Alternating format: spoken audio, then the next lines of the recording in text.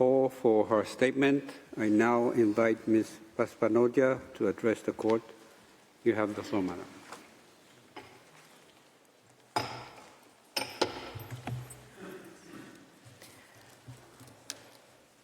Good morning, Mr. President, members of the court. This case presents a stark and well-corroborated record of the sexual violence perpetrated by Myanmar security forces against the Rohingya.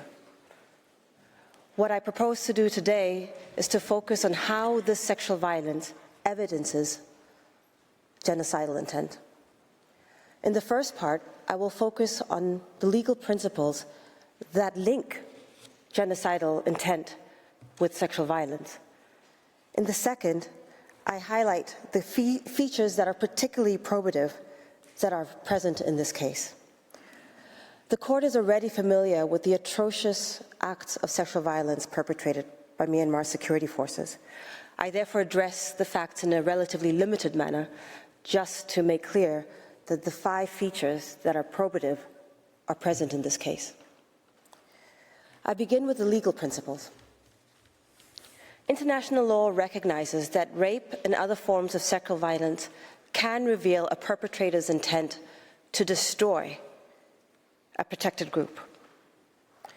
This traces back to the first conviction of genocide in an international tribunal, the case Jean-Paul Akayesu. There, the International Criminal Tribunal for Rwanda elaborated the contours of genocidal intent and established for the first time and authoritatively that acts of sexual violence can constitute acts of genocide and reveal an evidence. Sexual violence can reveal an evidence the specific intent to destroy a protected group. The ICTR found that the rape of Tutsi women was systematic and perpetrated solely against them. And in a formulation that has since become a touchstone, it held that, quote, sexual violence was a step in the destruction of the Tutsi group, destruction of the spirit, of the will to live, and of life itself. These determinations underscore 2 propositions central to the present case. First, that patterns of sexual violence are probative of genocidal intent when situated in a broader context of attacks upon a protected group. And second, that sexual violence may itself, by the means by which perpetrators carry out the destruction, constitute genocide. 3 provisions of the Convention are particularly important here. Article 2B, encompassing the infliction of serious bodily and mental harm. Article 2C, addressing conditions of life calculated to bring about physical destruction. And Article 2D, concerning measures intended to prevent births within the group. International courts have recognized that sexual violence can satisfy each provision, and that the manner and circumstances of its commission can reveal destructive purpose. The Akayesu trial chamber explained that sexual violence, quote, formed an integral part of the process of destruction because of the physical and psychological harms to victims and the far-reaching effects on families and communities. In the ICTY, the Ptolemy Appeals Chamber emphasized that the manner and circumstances of the violence are relevant for proving specific intent.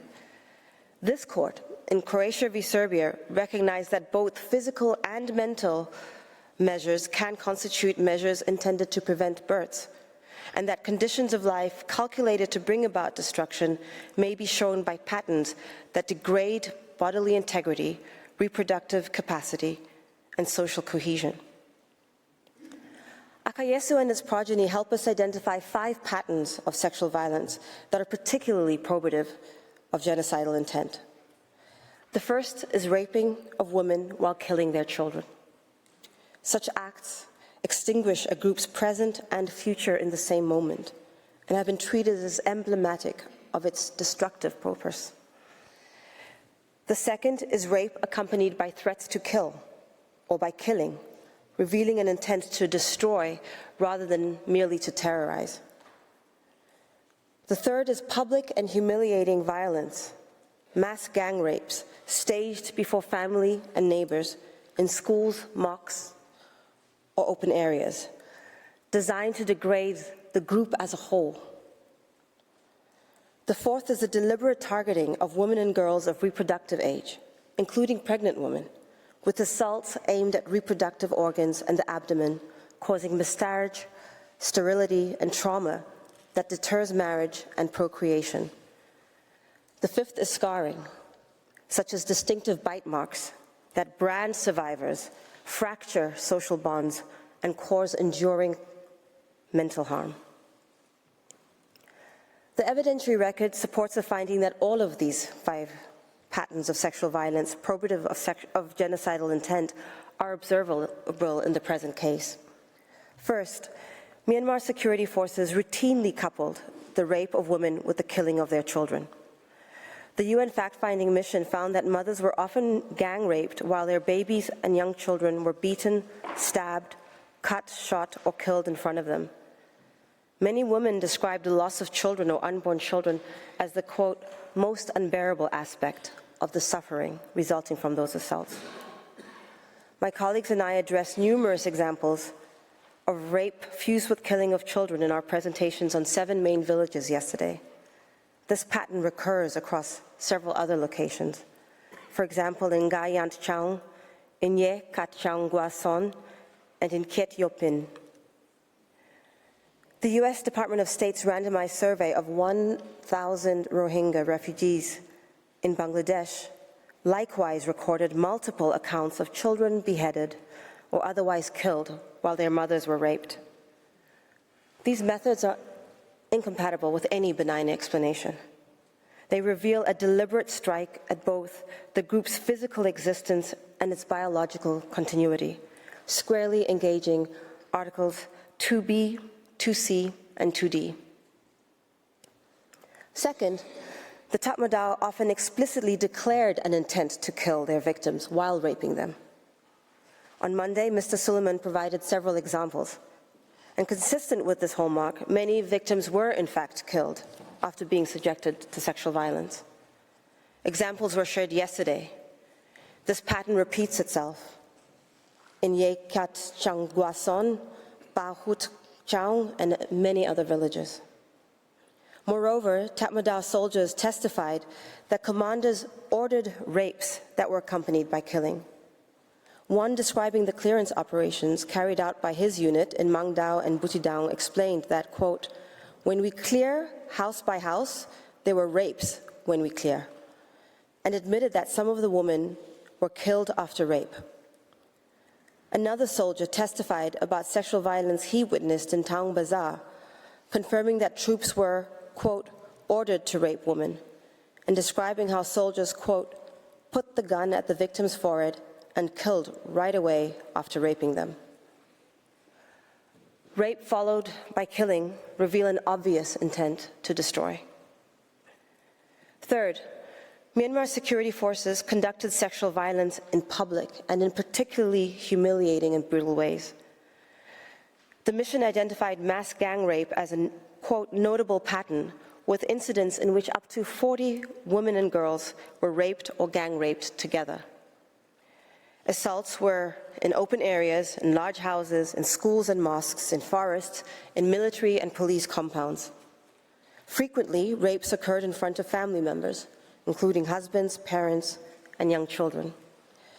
The mission reports that a, quote, total of 80% of incidents of rape corroborated by the mission were of gang rape, and 82% of those gang rapes were perpetrated by the Tatmadaw. Incidents of rape and sexual violence were also carried out by members of the BGP and the Myanmar Police Force and ethnic Rakhine, although considerably less so. Beyond the 7 villages addressed yesterday, public and humiliating gang rapes were perpetrated throughout northern Rakhine, including in Kiet Yopin, in Puint Piu Chang, and in Maungin Hanut, as well as in Gayant Chang. Fourth, military forces regularly targeted women and girls of reproductive age, including pregnant women, inflicting reproductive injury. We addressed numerous examples yesterday, and others are recorded in Kien Chang, in Ga Sang Kyu, in Yu Sheka, and in Ka Mang Sek. The UN fact-finding mission and medical organizations recorded mutilations and other injuries to reproductive organs, miscarriages, prolonged genital bleeding, permanent damage requiring surgery. Survivors reported an inability to resume sexual relations or bear children, and widespread fear of marital rejection and social stigma. These are precisely the physical and mental measures the jurisprudence recognizes as measures intended to prevent births under Article 2D. Fifth, the Tatmadaw routinely sought to visibly scar and brand rape victims. The UN fact-finding mission and medical professionals recorded distinctive bite marks on the cheeks, breasts, and thighs, and mutilations leaving permanent scars. Forensic analysis confirmed violent bite marks on the face of a 15-year-old survivor and found that a, quote, substantial portion of women and girls had been bitten, indicating an intentional practice akin to branding. These findings are probative of serious bodily and mental harm and of the purposeful creation of social stigma that deters marriage and childbearing, falling within the mental measures embraced by Article 2D. Across these indicative features, multiple methodologically distinct sources converge with the UN fact-finding mission. The UN Office of the High Commissioner for Human Rights reported that more than half of women fleeing the 2016 and 2017 operations that it independently interviewed were victims of social violence and documented genital stabbing and other mutilations consistent with, quote, rape to death. The U.S. Department of State likewise confirmed, based on its randomized survey, that Rohingya women and girls were subject to, quote, widespread sexual assault and rape during both waves of clearance operations. Respondents similarly reported, quote, exceptionally violent attacks during the rapes, and several individuals from different villages witnessed soldiers cutting off the breasts of women they raped and mutilating genitals and other parts of bodies. Mr. President, Myanmar's security forces' crimes of sexual violence against Rohingya women and girls achieved their intentions, the destruction of group life. The fact-finding mission concluded that survivors of sexual violence are less likely to procreate, less likely to marry due to stigma and ostracism, and in some cases, rejected by spouses. It described the broader social damage to the Rohingya community, their capacity to live, to heal, and to reproduce. A multidisciplinary study published by Legal Action Worldwide in 2023 documented permanent genital damage affecting fertility and severe psychological injuries that have left survivors in extreme distress nearly 6 years after the clearance operations. That research found that the systematic nature of the sexual violence damaged the Rohingya social fabric in 3 mutually reinforcing ways. The ostracism of female survivors undermined cultural identity. The powerlessness of men to protect them eroded their social role. And the forced reorganization of family units and lineage weakened future social alliances, including marriage within the community. In short, the architecture of Rohingya social life was intentionally weakened, with consequences that endure and compound. These are physical and mental consequences contemplated by Articles 2B, 2C, and 2D. Taken together, these facts form the kind of pattern from which courts infer genocidal intent, as Akayesu and subsequent jurisprudence confirm. Before concluding, I address briefly Myanmar's contention that accounts of sexual violence should be discounted because they do not account for ARSA attacks. Even if, contrary to the evidence, Myanmar were to substantiate its claims concerning the ARSA threat in every village that suffered clearance operations and sexual violence, counter-terrorism operations do not justify rape, gang rape, genital mutilation, or the killing of children during sexual assaults. As Germany, France, Canada, Denmark, the Netherlands, and the United Kingdom observe in their joint declaration of intervention, I quote, "Sexual and gender-based violence is not capable of advancing any military objective. When it is pervasive, methodical, and directed at a protected group, it can provide compelling evidence of specific intent to destroy a protected group. Members of the court, the sexual violence inflicted on Rohingya women and girls was purposely destructive of the Rohingyas' physical integrity, reproductive capacity, and social cohesion. Its methods are hallmarks of a campaign to destroy a group in part. They satisfy Articles 2B, 2C, and 2D and reveal the specific intent that the Convention requires. Sexual violence of the scale, character, and methods serves no military end. It is an instrument of destruction. I thank you for your attention and respectfully request that Mr. Lowenstein be called to the podium to continue the Gambia submissions. I thank Ms. Pasipanodya.